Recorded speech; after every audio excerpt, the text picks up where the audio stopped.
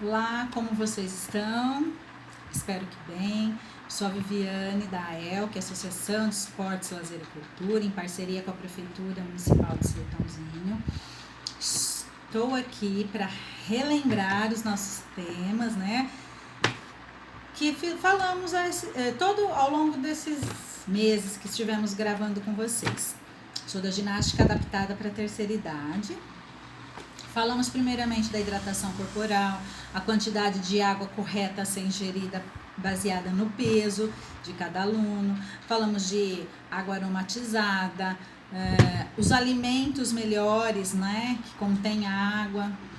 Depois falamos sobre nervos ciáticos, melhores alongamentos, o que é um alongamento, como utilizar um alongamento para destravar o nervo ciático. Depois uma outra aula sobre hérnia de disco. Também falamos sobre câncer de mama no Outubro Rosa.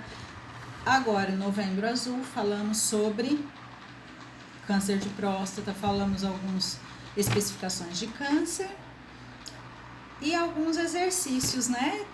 Hoje eu quero falar com vocês sobre o xadrez, relembrar as nossas aulas que nós tínhamos, nossos alunos, né? Porque eu sei que se a gente ficar sem treinar, a gente esquece, né? Se você não tem um tabuleiro aí, nos acompanhe outros vídeos, mas não deixe de treinar o seu cérebro, de exercitar também. O xadrez, ele exercita bastante o cérebro, faz você ficar ativo, faz você, eu vou te dizer que até se emocionar.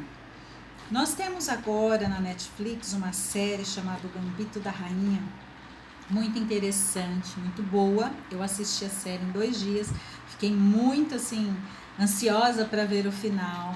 É uma série excelente, é xadrez profissional, enxadristas profissionais de primeira linha na época entre 50 e 70, né? Onde era dominado a maioria pelos homens, poucas mulheres jogavam e se destacavam. E essa série, né, que a atriz se chama Elizabeth, ela se torna uma enxadrista campeã, porque desde criança ela sofreu uma perca na família, acabou num orfanato, e lá no orfanato ela aprendeu a jogar as primeiras jogadas com o zelador. Só que ela tinha uma genialidade específica. Ela tinha uma memória fotográfica, ela gravava, ela conseguia gravar o tabuleiro mentalmente e movimentar as pedras mentalmente, né? No começo, logo no começo, ela ainda muito jovem, ela conseguiu jogar contra 12 enxadristas profissionais, né? Assim, adolescentes treineiros a profissionais, a grã-mestre, né? Porque no xadrez tem os grã-mestres. Se você chega no nível profissional, você se torna um grã-mestre. E ela jogou contra 12 treineiros a grã-mestres de uma única vez. Ela contra os 12, cada um 12 tabuleiros. Ela conseguiu vencê-las. Então a genialidade dela era nata. Precisou o quê? Ser descoberta e desenvolvida, né? Mas nós, quando agora chegamos na terceira idade, podemos não deixar o nosso cérebro envelhecer. Devemos exercitar, e o xadrez é uma ferramenta ótima, excelente, né? Hoje eu vou relembrar como funciona, né? Como é lembrar as jogadas, a movimentação das pedras. E também, depois que o tabuleiro estiver montadinho, no final da série, a Elizabeth joga contra Kasparov. Karpov, eu já esqueço, gente, Karpov, um russo. E ela já havia jogado 2 vezes contra ele e perdido. Era uma missão de vida para ela conseguir ganhar do russo. Ela era uma americana e ele um russo, e os russos dominavam o xadrez naquela época. Então, era uma questão de honra para ela vencer aquela partida. Durante a partida, né, ela começa a partida com uma jogada de tirando o peão de frente à rainha. Então, chama o gambito da rainha, porque aí depois eu vou explicar para vocês. Ele aceita o gambito da rainha, ele captura o peão, né? E aí vai se desenrolando, são muitas jogadas, tá?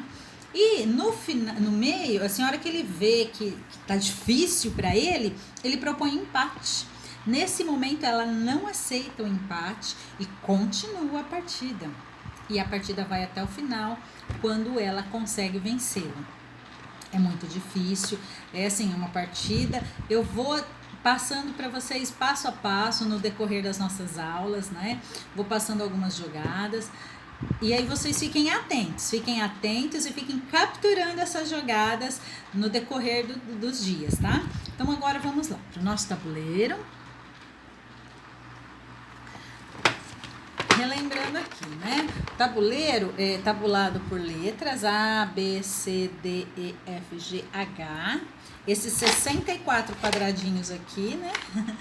Aqui eu vou abrir, você vai ver. A, B, C, D, F, G, H. 1, 2, 3, 4, 5, 6, 7, 8, tá? Quadradinho branco, sempre ao lado direito. Vamos lá.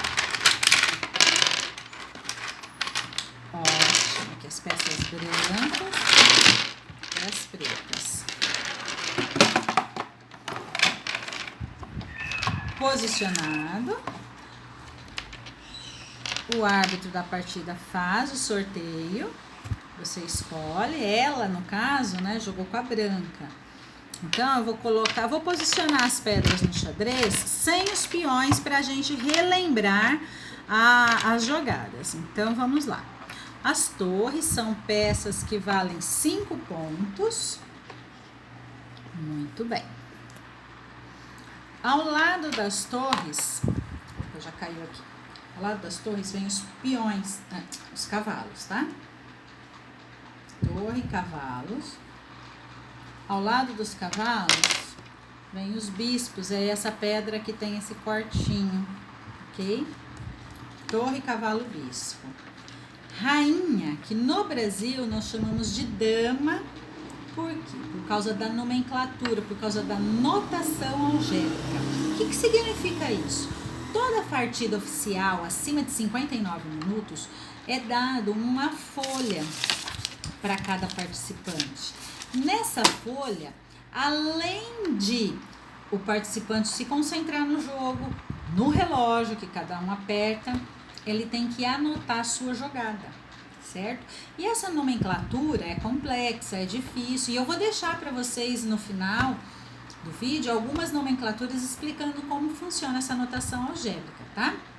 Então a rainha nós temos que chamar de dama para anotar com a letra D, porque o rei a gente já vai anotar com a letra R. Se colocarmos rei e rainha, fica RR e dá confusão. Então a rainha nós anotamos D e o rei R. Sempre com a letra maiúscula, tá? Essas pedras aqui, ó. Torre, T maiúsculo. Ó, torre de A8, de A1, torre de H1. H1 e A1. Cavalo, D2 e G2. Bispo de C3, bispo de F3. A dama está em D4 e o rei em E5, tá? Estão posicionadas as pedras. Bem. Na frente vem os peões, tá? Não se esqueça dos peões. Na nomenclatura algébrica, os peões não é colocada a letra P, tá? É só colocada a casa dele. Então, esses aqui estão tudo na 2, tá?